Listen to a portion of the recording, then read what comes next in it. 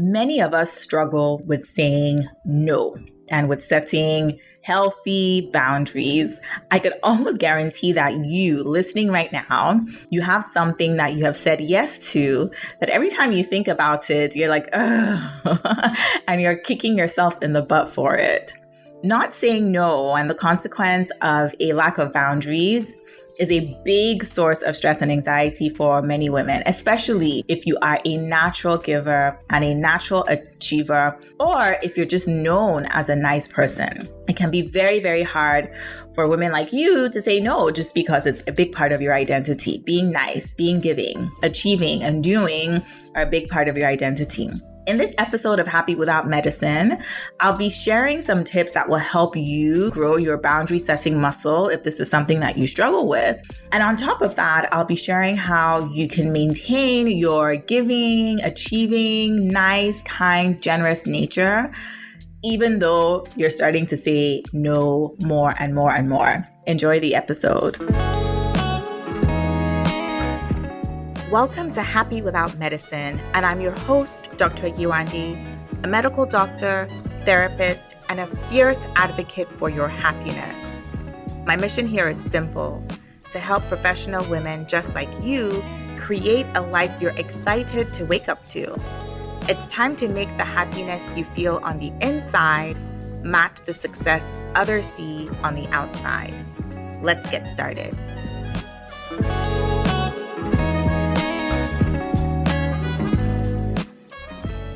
Hang around a 2-year-old for long enough and you will see very quickly that they have no problem saying no to nobody. I mean, some of them will even say no when they mean to say yes. And side note, not only are they very good at saying no, they also reserve the right to change their minds at any point in time with no guilt or no shame. Just this morning, my son, who is 2, was having his bowl of cereals, his Cheerios, which he asked for. And after 3 bites, he was like, I'm done, I'm full. And I was like, okay, I can feed you if you want. Because usually if we offer to feed him, he'll agree and end up eating more. And you would have thought that I had pinched him or something the way he started to scream and have a meltdown. I knew that it was just one of those things. So I left him, and after 5 minutes, he was done. And he was like, I want my Cheerios now. Right? So after adamantly saying no and having that meltdown, changing his mind without any intervention at all and with no sense of guilt or shame at all. All that to say, we were not born with this idea that saying no was a problem. So at what point did we learn that setting boundaries and saying no was a bad thing? At what point did we figure out that saying no could become a really hard thing to do? My personal guess is that this transition happened somewhere around preschool. When we're little, we're encouraged to share, even though we really don't want to, because, hey, that's what good kids do. We're encouraged to play with other kids when we don't feel like it. And we're also encouraged to sacrifice our comfort for the benefits of other people. When we do that, we're considered good and we're praised. Kids are praised for doing so.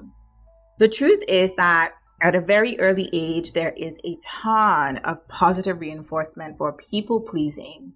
And in general, right, children adore the adults that are in their lives, whether that be parents, grandparents, teachers, they adore them, and they will do what they can for more and more of that positive reinforcement. Now, don't get me wrong. It's one of my principles. I mean, I'm a firm believer that all kids should be taught how to be responsible, contributing members of society, of their household, of their classrooms.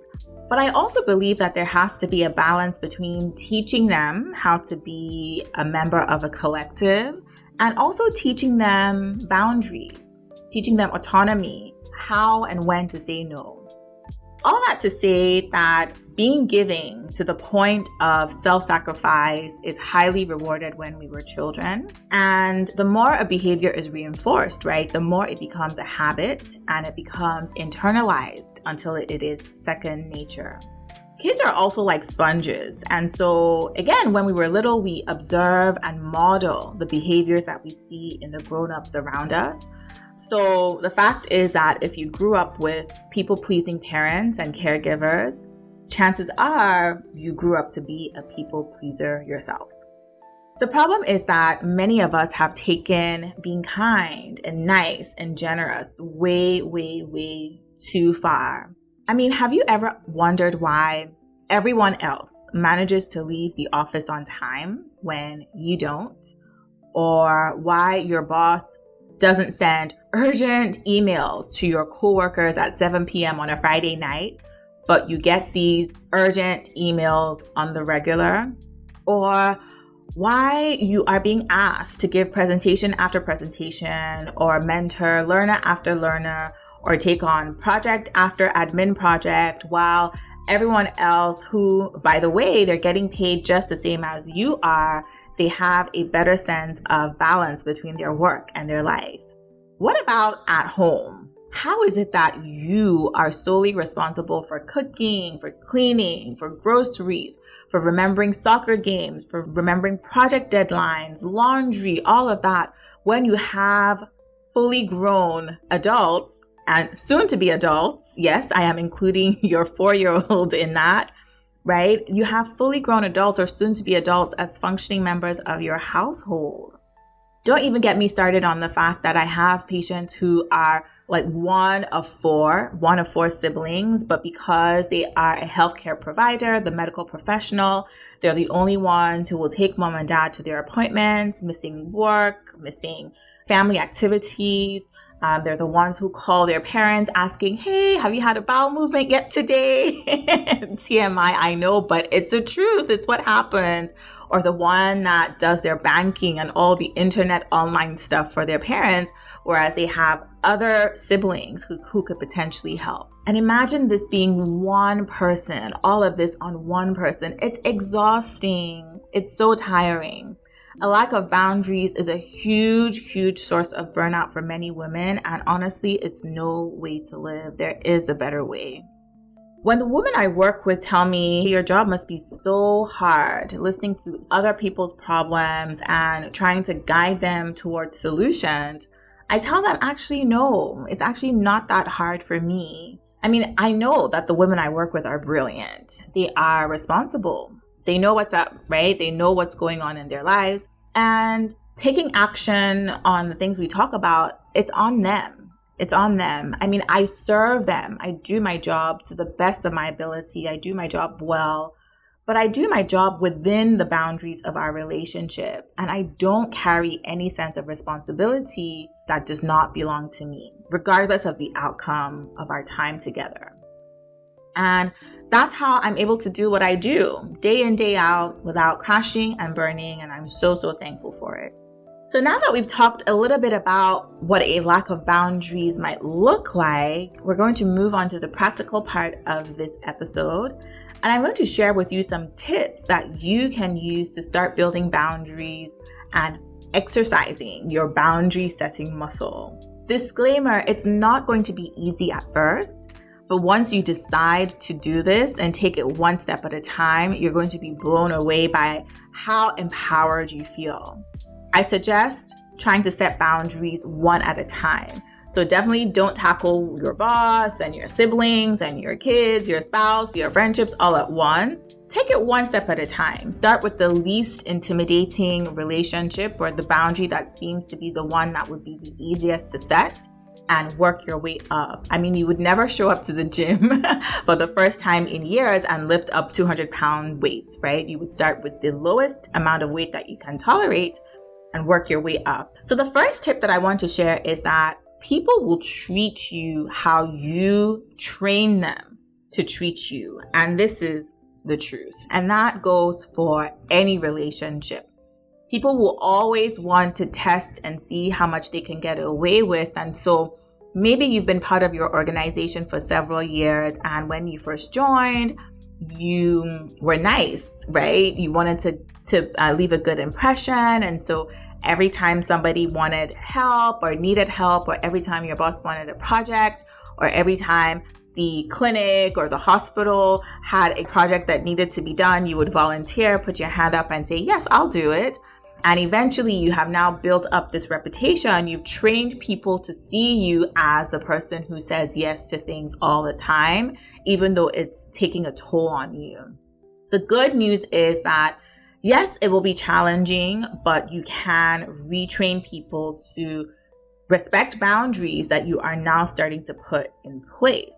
And tip number 2 goes into how to do that, and it's communicating. It is actually sitting down and having conversations, not in the heat of the moment, because that's almost impossible to do.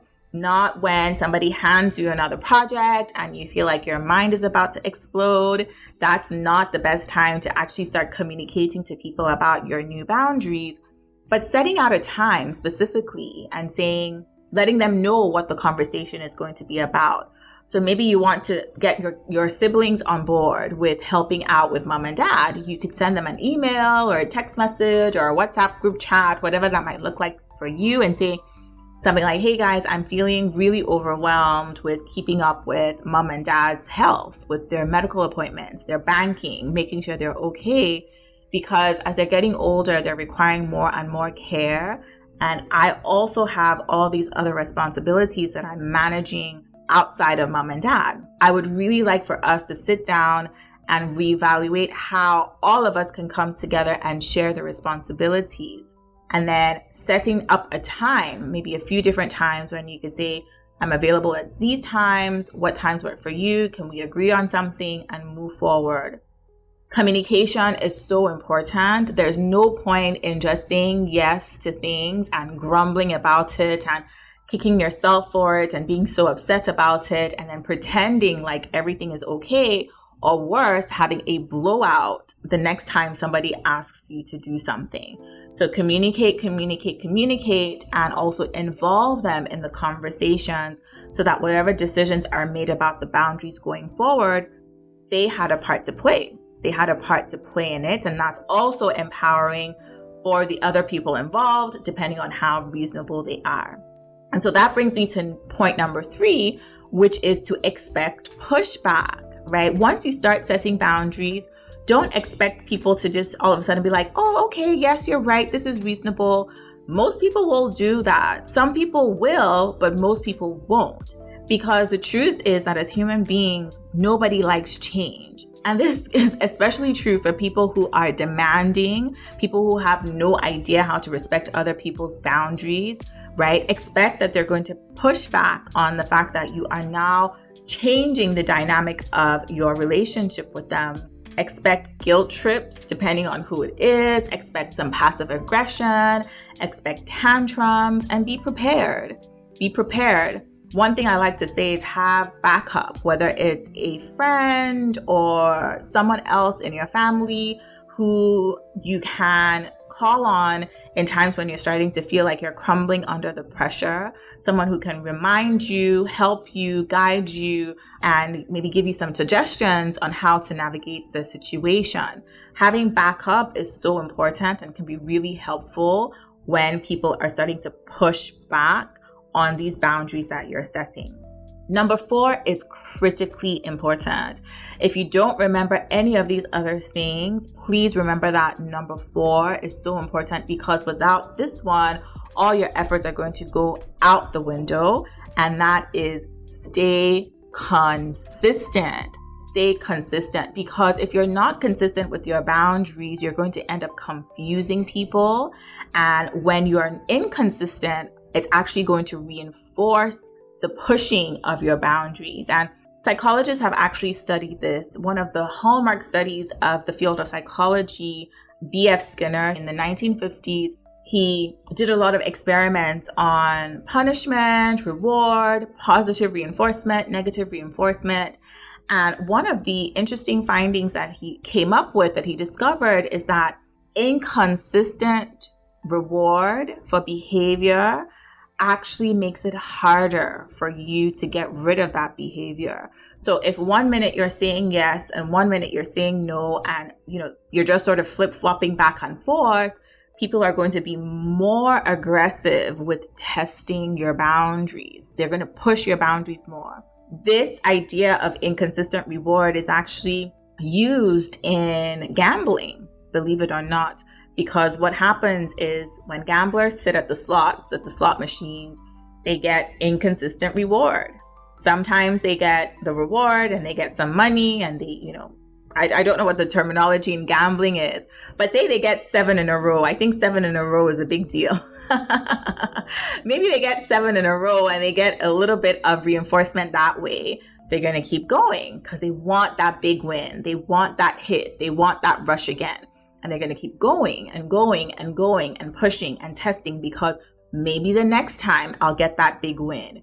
Maybe the next time she's going to say yes. And so they become more persistent if you're inconsistent with your boundaries. So be consistent.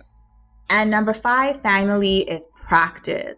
Just like I say, setting boundaries is like building a muscle. And the more you practice, the better you're going to get at it. Sometimes I'll even encourage my clients, and we'll do this in our sessions where we rehearse.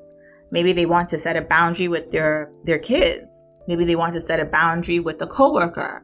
We'll actually run through scenarios and talk things out, and we'll come up with a script that they can rehearse and practice.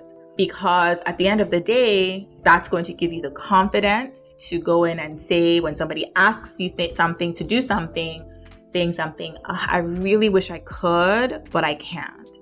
Right? And I know the tendency will then be to try and explain yourself. And so we also practice not explaining yourself and not trying, because the more you try to explain, the more it looks like an excuse.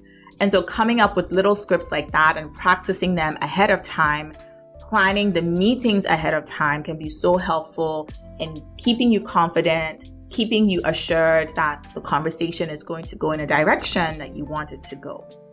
And so those are the 5 tips. And remember that at the end of the day, the reason you're setting these boundaries is not because you're selfish. It's not because you're weak. It's not because you can't handle it. You have taken way too much, far too much than your fair share. This is for your mental health, because if you have a breakdown, you're no good. You're no good to anyone. You're no good to your colleagues. You're no good to your boss. You're no good to your parents, your siblings. You're no good to anyone.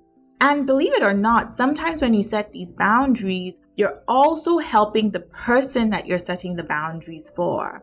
If it's your kids that you're setting boundaries for, if you're training them that, hey, I'm not going to be picking up your soccer gear every time you come home from soccer, and these are the consequences for when this happens, you're training them on how to be responsible, how to take care of their belongings. Right? So if it's a parent, for example, if you have a parent who the boundaries between parent and child have always been blurred with you growing up, and now you're their outlet for all their emotional needs, setting boundaries that way can also be the catalyst for them to get professional help and actually deal with the emotional burdens that they're having and they're navigating. Whether it's at work, if you're saying, in fact, I had a client who the first time she said no to her manager thanked her, and actually thanked her because then her manager could give the job to somebody else who would do the job better and not be overwhelmed and frustrated.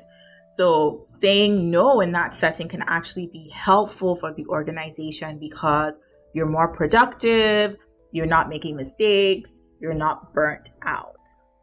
Boundary setting is critically important. And in some cases, I've seen it such that where people are at their breaking point because of a lack of boundaries, in those cases, it can actually be a matter of life and death. I hope you found these tips helpful. To end this episode, I'm going to end with a quote which says, "When we fail to set boundaries and hold people accountable, we feel used and mistreated." That's a quote by Brene Brown, and it's so true. At the end of the day, as human beings, one of our biggest desires is to feel respected, to feel seen, to feel heard. And when our sense of dignity is taken away, it can take a huge toll on our mental health. And so definitely share this episode out with anyone who you believe would find it helpful. And until the next episode, Go flex your boundary muscle. Bye. Thank you for joining me, Dr. Yewande, on the Happy Without Medicine podcast this week. If you enjoyed this episode, I would so appreciate it if you could give it a review on Apple Podcast, because it helps Happy Without Medicine pop up when other women are searching for ways to find their happiness again. And visit happywithoutmedicine.com to view the complete show notes and other resources mentioned in today's episode. I'll catch you next time.